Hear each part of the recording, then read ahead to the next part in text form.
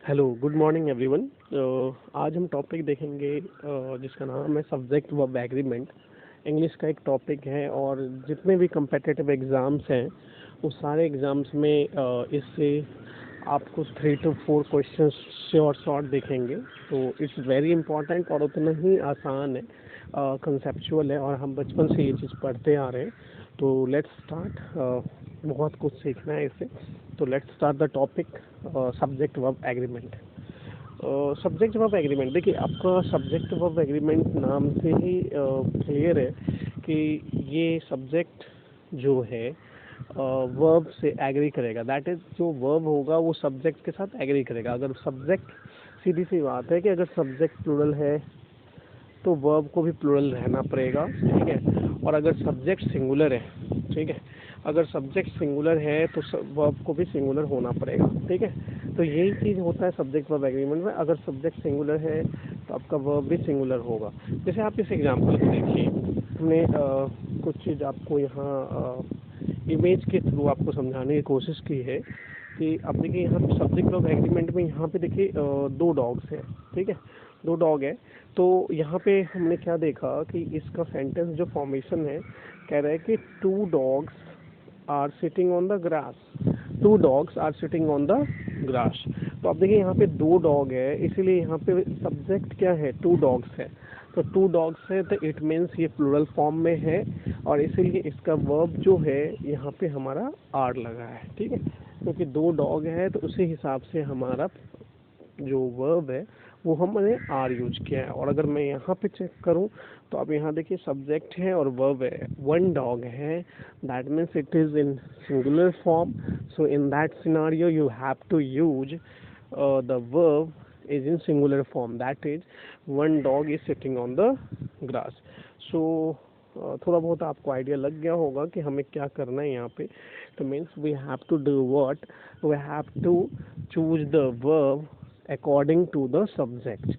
If subject is in plural form, in that scenario we have to use verb in plural form, and if the subject is in singular form, in that scenario we have to use verb in singular form, okay. And depend on the topics to topic, and depend on the point to point. There must be some exception, there must be some other rules. So we have to decide the rules and we have to see the rules and take care of them, okay. So let's start. आप यहाँ पे देखेंगे subject verb agreement में, देखिए यहाँ पे हमने एक और इमेज के थ्रू आपको समझाने की कोशिश किया है कि यहाँ पे लिखा है you are my best friend, ठीक है। अब यहाँ देख रहे हो you are my best friend बोला गया है, तो इट इज़, यहाँ पे हमने बोला कि सब्जेक्ट वर्ब एग्रीमेंट। यहाँ पे सब्जेक्ट क्या कर रहा है, वर्ब से एग्री कर रहा है। क्यों? क्योंकि यू आपको हमेशा आर लेता है, ठीक है।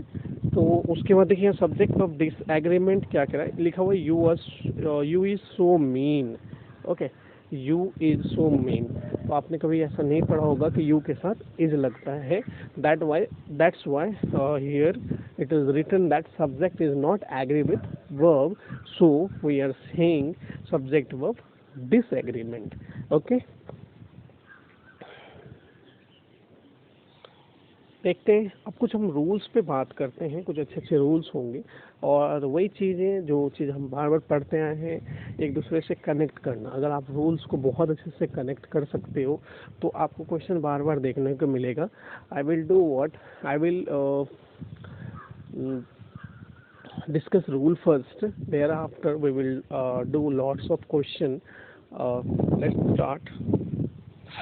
अब देखिए यहाँ पे मैंने यहाँ पे आपको रूल्स जो है बाइलिंगुअल में दिया है। आप एक बार ध्यान से देखिए क्या कह रहा है। किसी भी सब्जेक्ट, किसी भी सेंटेंस में सब्जेक्ट के नंबर तथा पर्सन के अनुसार वर्ब का सब्जेक्ट वर्ब एग्रीमेंट कहलाता है। एग्जैक्टली किसी भी सेंटेंस, कोई भी सेंटेंस है, ओके, में सब्जेक्ट के नंबर तथा पर्सन के अनुसार वर्ब का सब्जेक्ट वर्ब एग्रीमेंट कहलाता है, ओके, दैट्स गुड। उसके बाद अब देखिए यहाँ पे यहाँ देखिए क्या कह रहा है। अब जैसे यहाँ पे देखिए एग्जाम्पल है, एग्जाम्पल कह रहा है ही कम्स। अब देखो यहाँ पे कह रहा है कि ही कम्स, तो अगर यहाँ पे ही कम्स है तो यहाँ देखेंगे ये कह रहा है कि he comes, wait wait wait wait, okay, यहाँ पे कह रहा है ही कम्स, तो आपको पता है कि ही जो है सिंगुलर है, सब्जेक्ट सिंगुलर है, थर्ड पर्सन में आता है, ठीक है। तो आपको ही कम्स, अब सिंगुलर है तो आपको कम के जगह पे कम्स लगाना पड़ेगा। आपको ये चीज़ नोन होगा, आपको ये चीज़ें कि अगर वर्ब में अगर मैं एस लगाऊं, वर्ब जो भी वर्ब होगा हमारा, वर्ब में अगर हम एस लगाते हैं या ई एस जोड़ते हैं, देखिए यहाँ पे इसको यूज़ करने से पहले हम ये सीखेंगे कि वर्ब में अगर हम एस और ई एस ऐड करते हैं, कोई भी वो वर्ब हो, जैसे प्ले हो तो हमने प्लेज लगाया, कम हो तो हमने कम्स लगाया, ठीक है, और एनीथिंग, रीड है तो हमने रीड्स लगाया, ठीक है। तो एस और ई एस लगाते हैं तो वो वर्ब जो है ना वो हमारा सिंगुलर का काम करता है, ठीक है। लेकिन जस्ट अपोजिट क्या होता है कि अगर हम नाउन देखते हैं, नाउन में अगर हम एस और ई एस ऐड करते हैं, जो नाउन है हमारा, नाउन में अगर हम एस और ई एस ऐड करते हैं तो वो एक प्लूरल फॉर्मेशन होता है। और उसी में जैसे यहाँ पे जैसे चीज़ें लिखा, जैसे अगर मैं आपको एग्जांपल के थ्रू समझाने का कोशिश करता हूँ, अगर मैं आपको ये बोलूँ कि बॉय, अब देखिए अगर मैं बोलूँ आपको कि बॉय, BOY, अगर मैं आपको बॉय बोलूँ, और अगर देखिए अगर मैं प्लूरल फॉर्म में बॉय का पूछूँ तो बॉयज़ होगा, ठीक है। अगर तो इन दैट सिनेरियो आपको क्या करना है कि बॉय हो या फिर गर्ल हो, आप उसमें एस लगाते हैं तो गर्ल्स होती है, ठीक है। तो उस केस में हम क्या देखते हैं कि अगर हम नाउन में एस और एस लगाएं, अगर हम नाउन में एस और एस लगाएं तो वो प्लूरल फॉर्म होता है, ठीक है। और अगर हम वर्ब में एस और एस लगाएं तो वो एक सिंगुलर फॉर्म होता है, ठीक है। तो आप ध्यान रखना। तो इसी चीज़ को यहाँ पे देखिए, अगर आप यहाँ पे चेक करते हैं चीज़ों को, देखिए जैसे यहाँ पे लिखा गया ही कम्स, ही सिंगुलर है, ठीक है, ही सिंगुलर, ही का मतलब होता है वह, और अगर मैं बोलता वह आता है तो ही कम्स। यहाँ पे हमारा कम क्या है, यहाँ पे कम जो है हमारा वर्ब है, और कम प्लूरल में होता है, इसीलिए हम कम में ऐड करते हैं एस, कम्स, तो वो एक सिंगुलर में यूज़ होता है, इसलिए यहाँ पे लिखा गया है ही कम्स। अगर आप यहाँ पे देखते हैं दे कम, ठीक है, अब देखिए दे का मतलब वे लोग होंगे, वे होंगे, ठीक है। तो वे एक प्लूरल चीज़ है, और इसीलिए प्लूरल सब्जेक्ट क्या है हमारा, एक प्लूरल है, ठीक है। दे अगर हम यूज करते हैं तो दे एक प्लूरल है, ठीक है। इस प्लूरल को अगर हम according to this subject we have to use what, we have to use the plural verb, so we have to use here they come, ठीक है।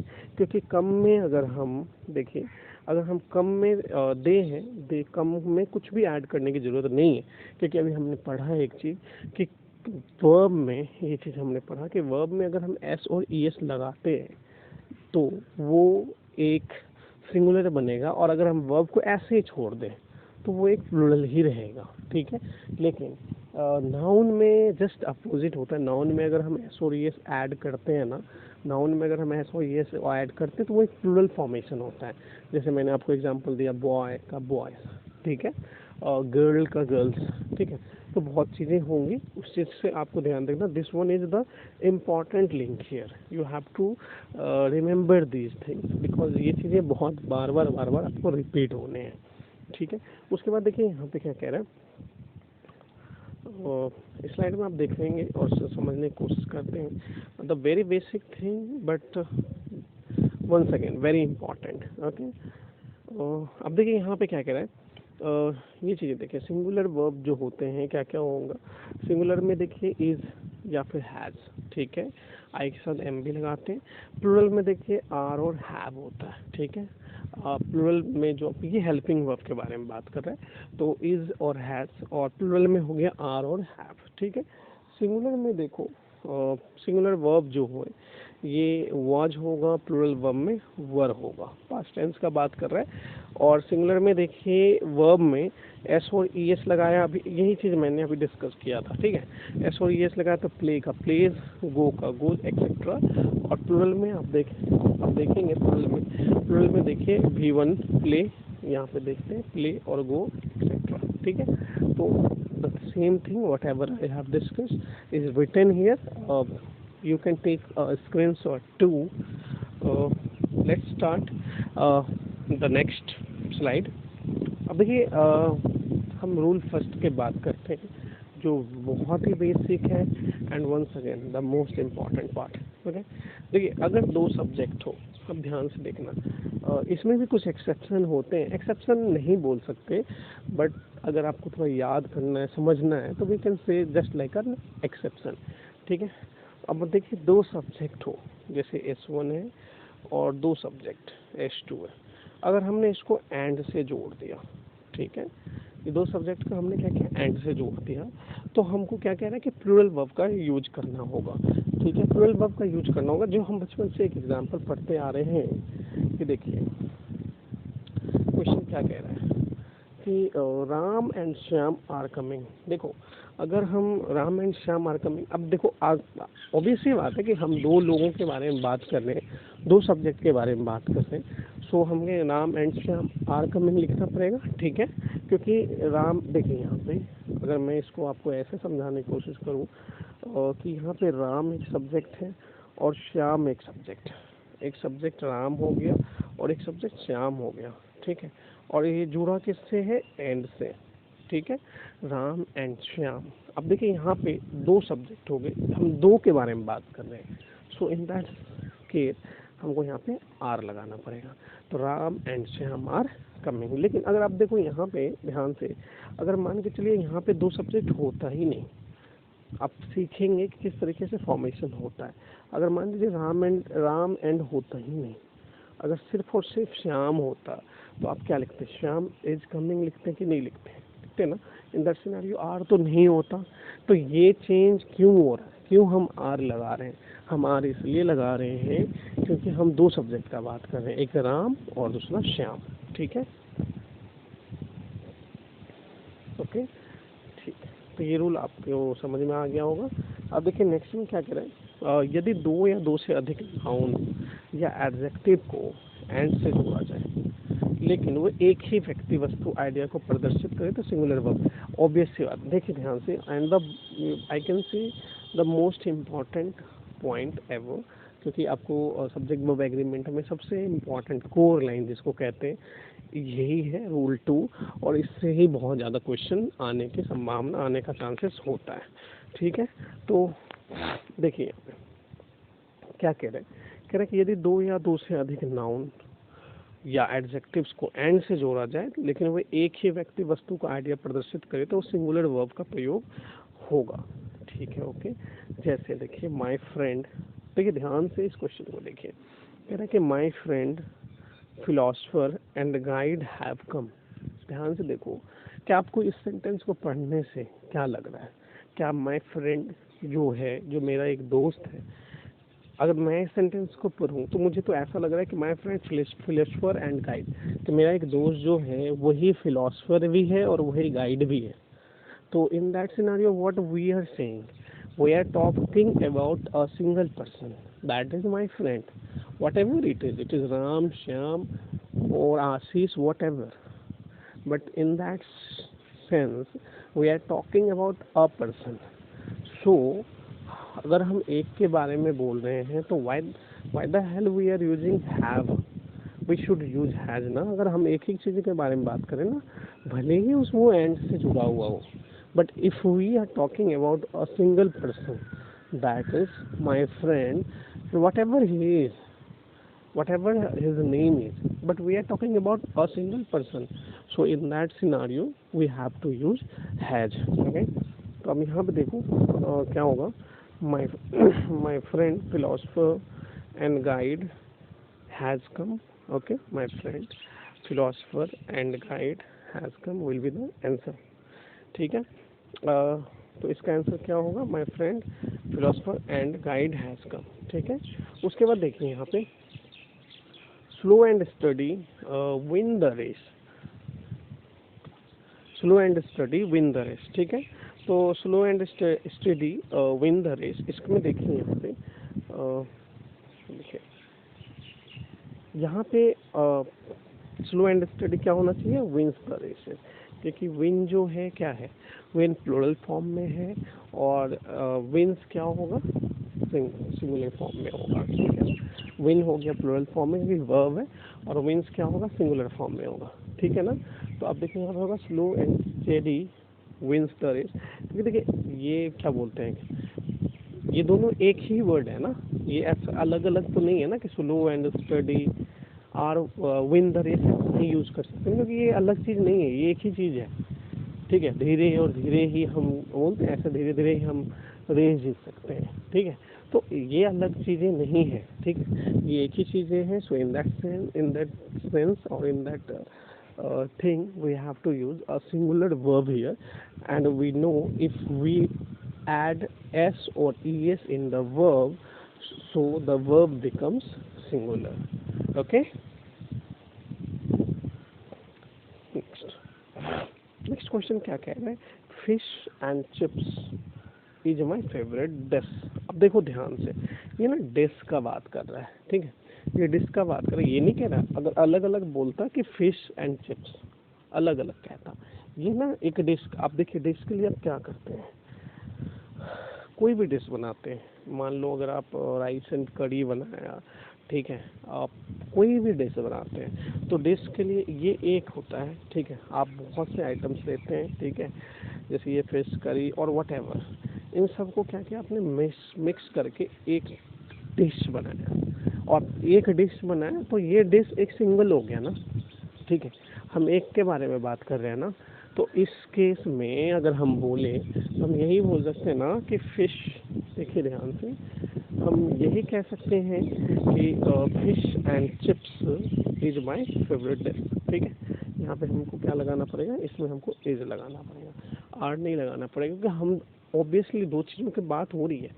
बट अगर हम सेंटेंस को देखें और डिश को देखें, तो डिश कम्प्लीटली आप 10 चीज़ मिक्स क्यों ना कर दो, आपको एक ही चीज़ तो मिलेगा ना। जैसे अगर मैं बोलूँगा राइस एंड करी इज माई फेवरेट डिश, ठीक है, या फिर अगर मैं बोलूँगी bread and butter is my favourite dish, ठीक है।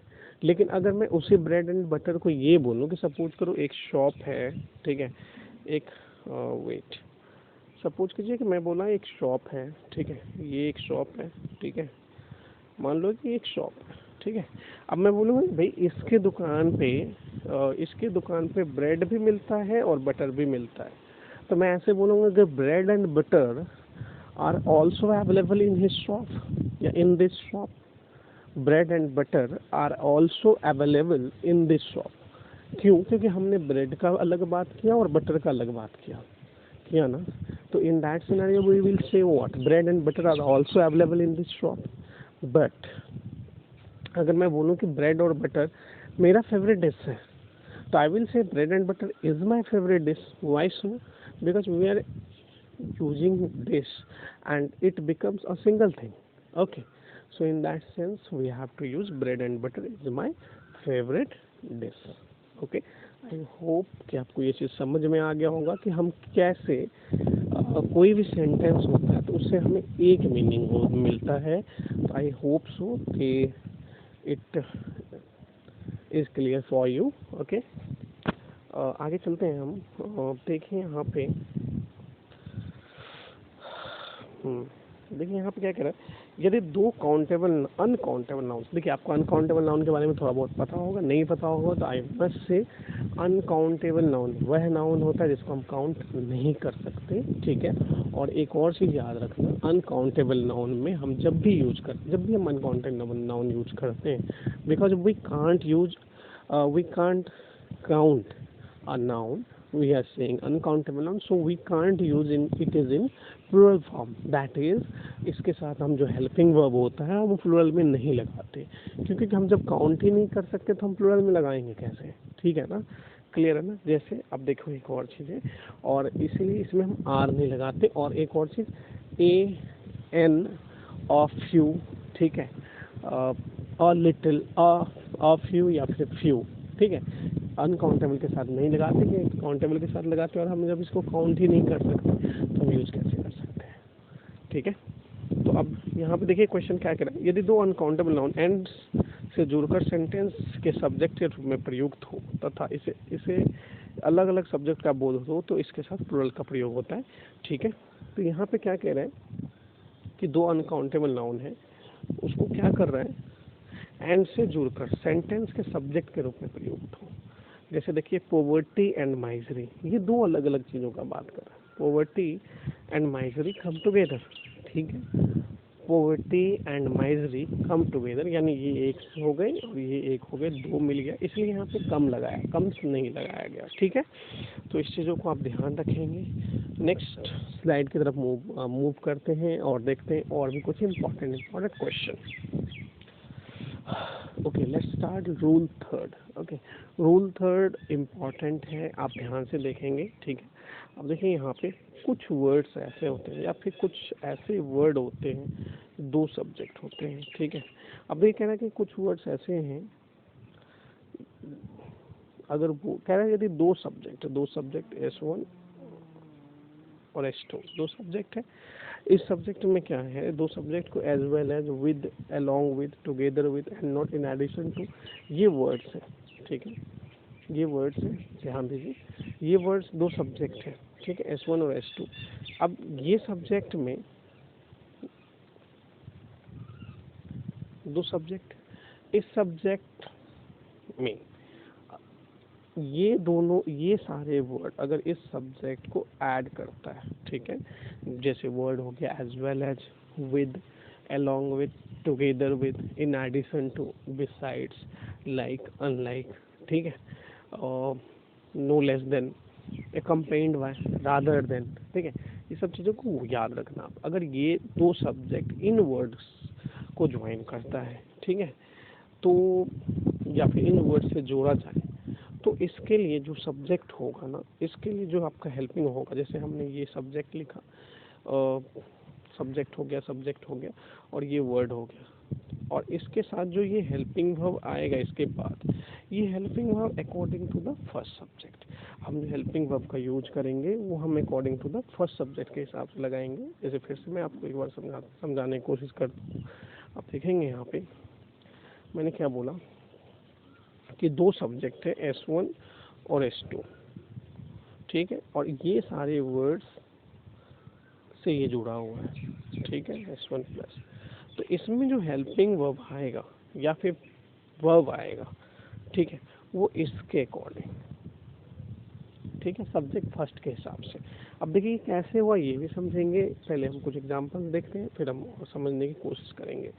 देखिए यहाँ पे क्वेश्चन ये कह रहा है कि Ram as well as his parents is coming. यहाँ पे देखिए इज लगा हुआ, अगर हमें रूल्स नहीं पता होगा तो वी विल से कि आर कमिंग, लेकिन यहाँ पे क्या, Ram as well as his parents is coming. आप देखिए यहाँ पे अगर आप सेंटेंस को गौर से देखोगे ना, तो आपको लगेगा कि हम बात किसके बारे में कर रहे हैं, क्या हम राम के बारे में कर रहे हैं या उसके पेरेंट्स के बारे में। हम कंसंट्रेट, मतलब हमें बोलने किसके बारे में, मैं बोला कि राम और उसके पेरेंट्स भी आए हैं, तो आप बात कर रहे हो राम को एक आप कैटेगराइज करके एक सिंगल चीज़ें के बारे में बोल रहे हो कि भाई मैं राम के बारे में बोल रहा हूँ, और राम यहाँ पे as a first subject use हो रहा है। राम अगर फर्स्ट सब्जेक्ट यूज हो रहा है तो राम के साथ हम इज लगाते हैं, ठीक है, इसलिए हमने यहाँ लिखा राम इज। जैसे हम बात किसके बारे में कर रहे हैं, यही चीज़ें हैं कि जब हम सब्जेक्ट वर्ब एग्रीमेंट देखते हैं तो हमें हमेशा याद रखना चाहिए जो सब्जेक्ट है बात किसके बारे में हो रहा है।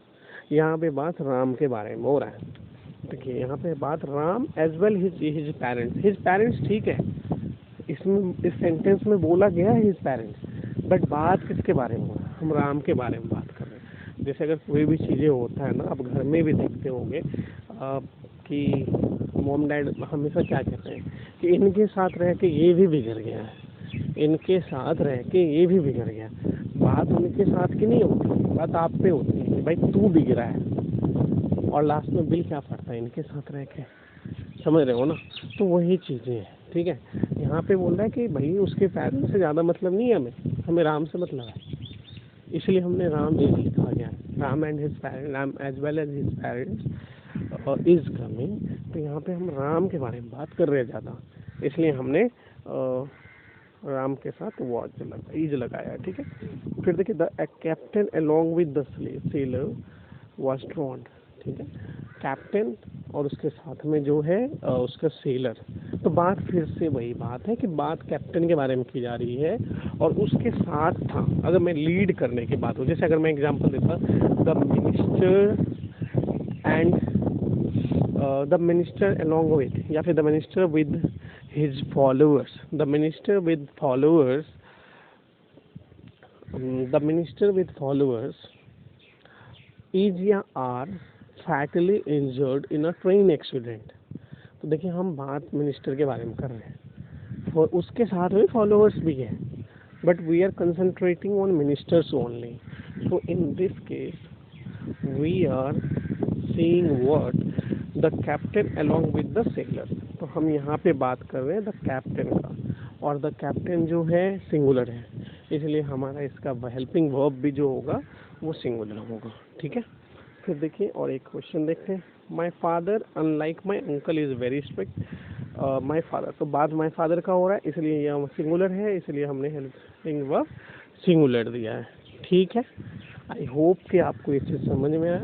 इफ़ नेवरदलेस अगर आपको समझ में नहीं आता तो you can comment it on our channel on this video, so we will try to clear it. आपको नहीं समझ में आता है तो we will make another video of whatever you will demand, so please keep commenting. Okay, देखिए next point देखते हैं, रूल 4। आई होप कि आपको रूल 3 समझ में आ गया। आपको कुछ नहीं करना, आपको बेसिकली ये वर्ड याद रखना है।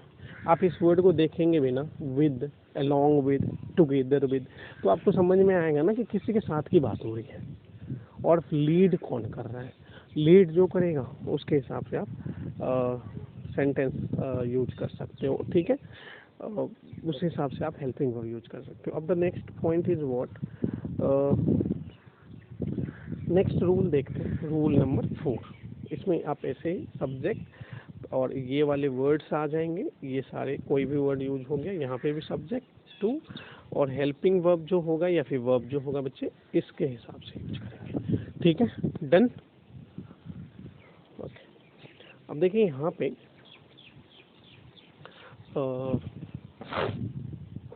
रूल नंबर 4, रूल नंबर 4 कह रहा है कि अगर आर्टिकल का प्रयोग सिर्फ फर्स्ट सब्जेक्ट के पहले हो तो इसका अर्थ एक ही व्यक्ति अथवा वस्तु अतः सिंगुलर वर्ब का प्रयोग होगा। देखिए आपको इसको समझने के लिए आप एक चीज़ इसको भी ध्यान देना, मैं आपको एक क्लियर करने की कोशिश करता हूँ। आई होप कि आपको क्लियर हो। अब देखिए यहाँ पे रूल्स, इसी रूल्स के हिसाब से बात करते हैं, लेकिन आप थोड़ा सा ध्यान से देखेंगे इसको, और अगर नहीं समझ में आए तो आपको कमेंट करके बताएंगे कि आपको समझ में आया कि नहीं क्या। देखिए यहाँ पे देखो, अगर मान लो कि एक सब्जेक्ट यहाँ है, ठीक है, और अगर सब्जेक्ट 1 है, ये जुड़ा हुआ है एंड से, और एक सब्जेक्ट यहाँ है सब्जेक्ट 2, ठीक है। अगर मान लीजिए इसके पहले हमने लगाया आर्टिकल, दैट इज आपको पता है आर्टिकल ए यूज हो सकता है, एन यूज हो सकता है, या फिर द यूज हो सकता है। इसके पहले लगा है ए एंड द, ठीक है, और इस यहाँ पे ये सब्जेक्ट हुआ, इसके अकॉर्डिंग सब्जेक्ट एंड है, और यहाँ पे कोई आर्टिकल नहीं है, ठीक है। तो इसको आप ध्यान से देखना। हाँ, आर्टिकल जो है बहुत इम्पॉर्टेंट रोल अदा करता है यहाँ पे।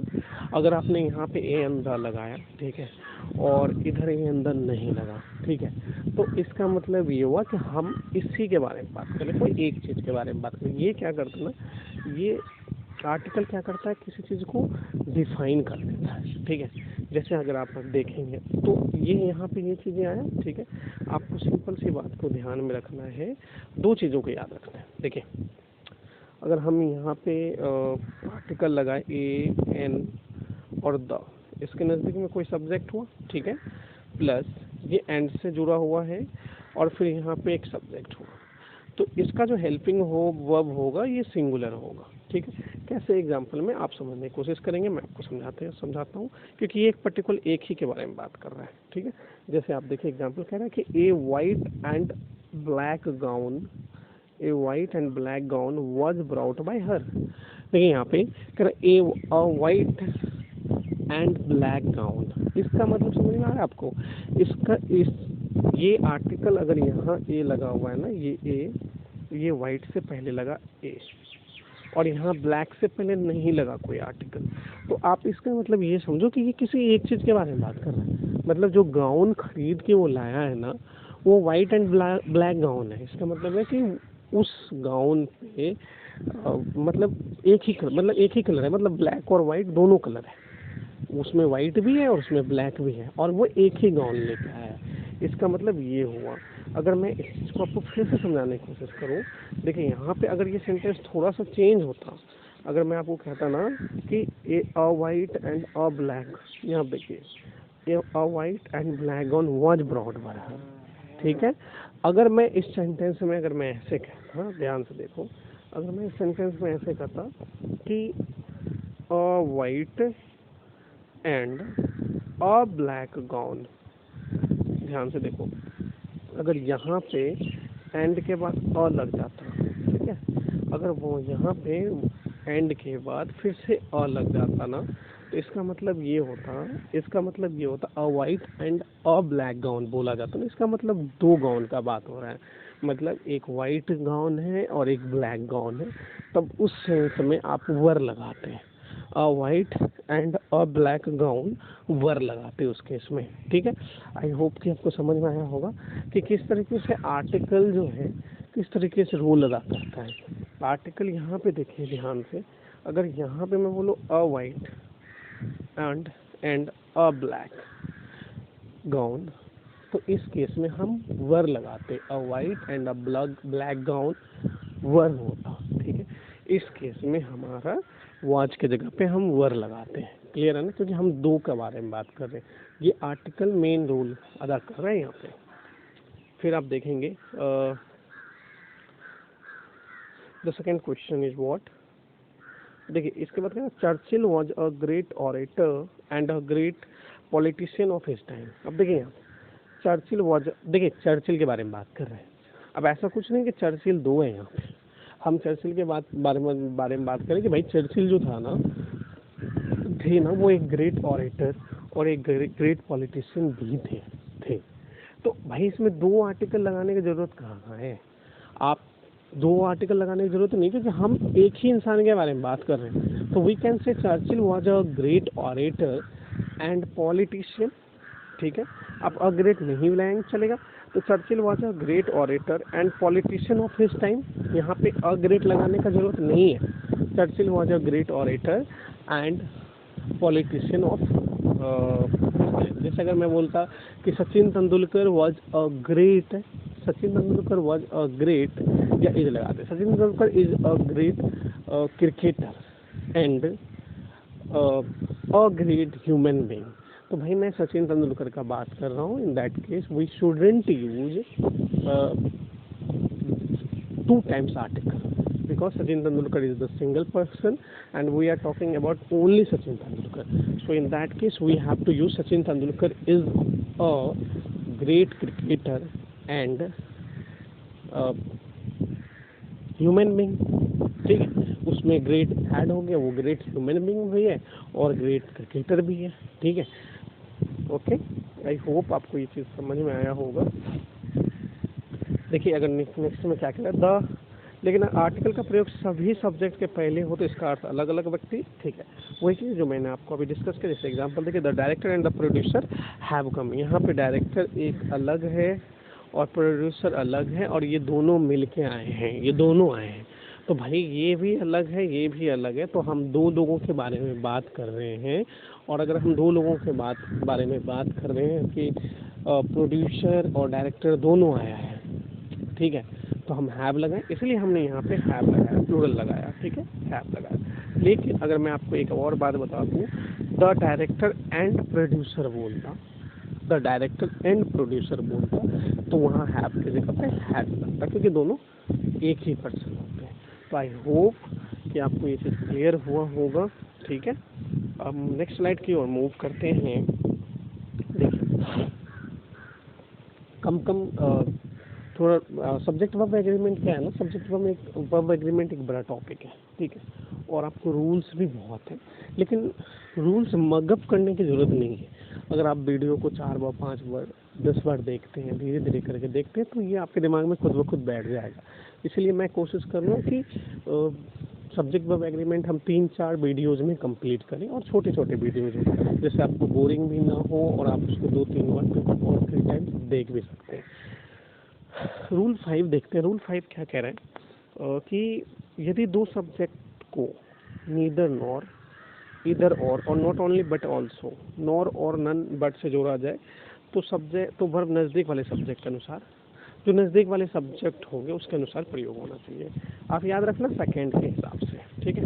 Neither nor, not only but also, इधर और, या फिर नॉर और, या फिर नन बट, इन सब के साथ जोड़ा जाए तो वर्ब जो होगा नज़दीक सब्जेक्ट के अनुसार प्रयुक्त होगा। जैसे देखिए, neither Ram nor Shyam has come. इसका मतलब ये कहने का मतलब ये कह रहा है ना कि जो वर्ब है, ये देखिए यहाँ पे वर्ब है हेल्पिंग वर्ब, ये इसके नज़दीक में जो सब्जेक्ट होगा, देखिए इसके नज़दीक में कौन सा सब्जेक्ट है, आपने यहाँ पे हैज़ लगाया ना, और इसके नज़दीक में कौन सा सब्जेक्ट है, श्याम है, तो श्याम क्या है, सिंगुलर है, इसलिए हमने हैज़ लगाया।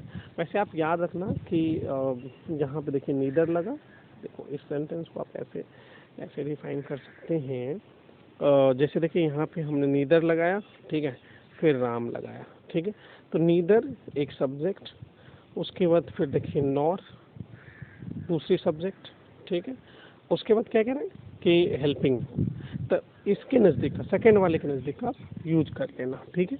जैसे एग्जाम्पल और देखिए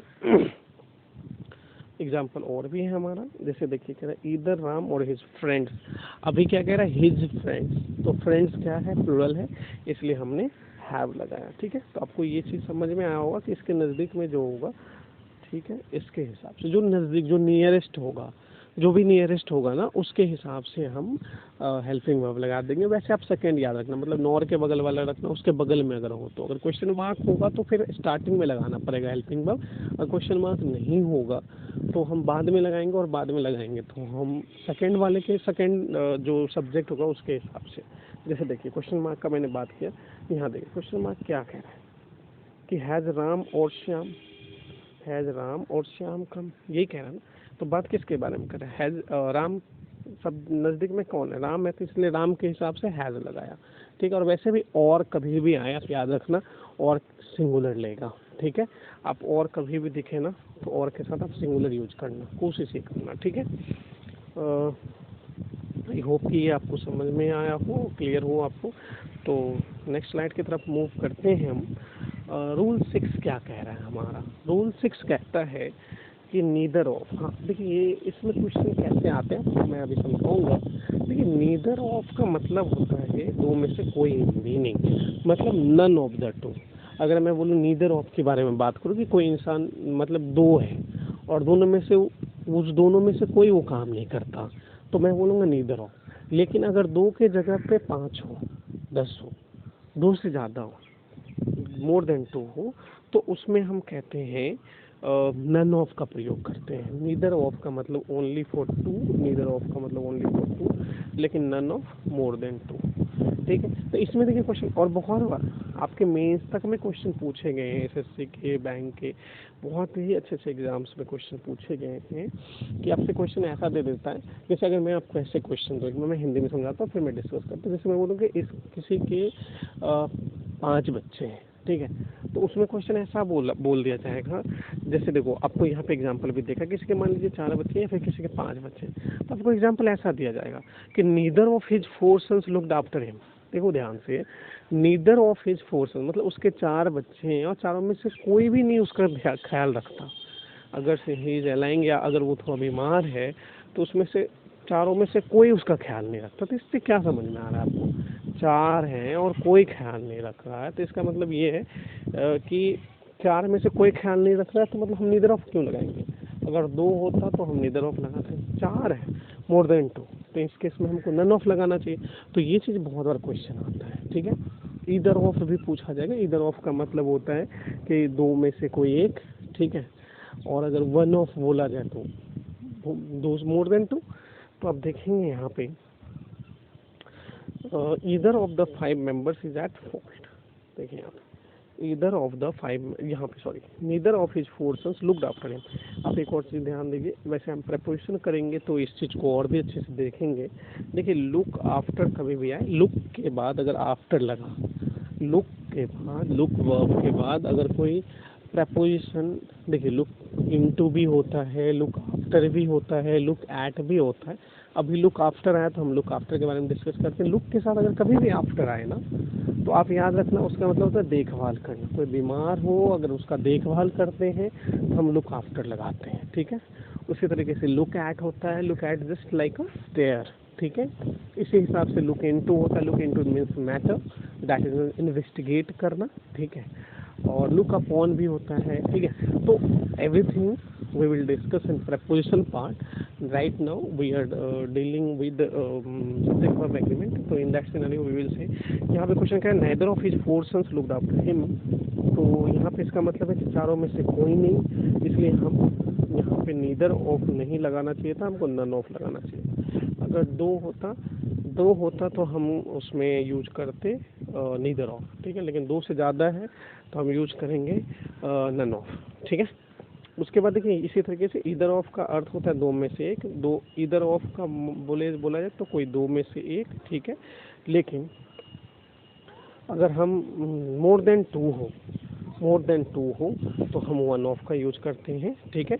दो से अधिक में से एक के लिए वन ऑफ का प्रयोग करते हैं, ठीक है। जैसे one of the 5 members is at fault, मतलब 5 में से कोई एक जो है वो फॉल्ट है, उसकी गलती है, ठीक है। तो हम लगाएंगे वन ऑफ, ठीक है। एक और चीज़ देखिए नोट में, इसी साथ हम इस चीज़ों को यहीं पे पॉज करेंगे। अब देखिए यहाँ पे बोथ के साथ नॉट का प्रयोग नहीं होता। अब ध्यान रखना, बोथ के साथ नॉट का प्रयोग नहीं होता। दो में से एक भी नहीं हो तो नीदर ऑफ का, मतलब बोथ नॉट मत लगाना, ठीक है। जैसे दो लोग हैं और दो को हम बोलते हैं बोथ, ठीक है। लेकिन दोनों में से कोई नहीं हो तो हम बोथ नॉट नहीं बोलते, आप बोलेंगे नीदर ऑफ, ठीक है। जैसे देखिए both of them did not take the exam, did not take the exam तो मतलब दोनों में से किसी ने एग्ज़ाम नहीं दिया, ठीक है। तो यहाँ पे हम लिखेंगे neither of them took the exam. देखिए both of them did not, हाँ नेगेटिव हो गया, ठीक है। लेकिन बोथ के साथ आप नॉट नहीं लगाएं, अवॉइड करेंगे, ठीक है। इसके हिसाब से हम नीदर ऑफ लगाएंगे, ठीक है। तो आई होप कि आपको यहाँ तक अभी तक समझ में आएगा। रूल 6 तक हमने किया है, धीरे धीरे करके हम जितने भी रूल्स होंगे और जितने भी इम्पॉर्टेंट पॉइंट होंगे in English language, we I will try to discuss all of this, ठीक है। अब यहीं से हम इस चीज़ को अभी रिज्यूम करते हैं। नेक्स्ट क्लासेस जब होगा तो हम बहुत जल्द आपके लिए नया पार्ट भी वीडियो का लाएंगे, ठीक है। So thanks for watching our videos. अगर आपको हमारा वीडियो पसंद आया हो तो please like share and subscribe कीजिए, ठीक है।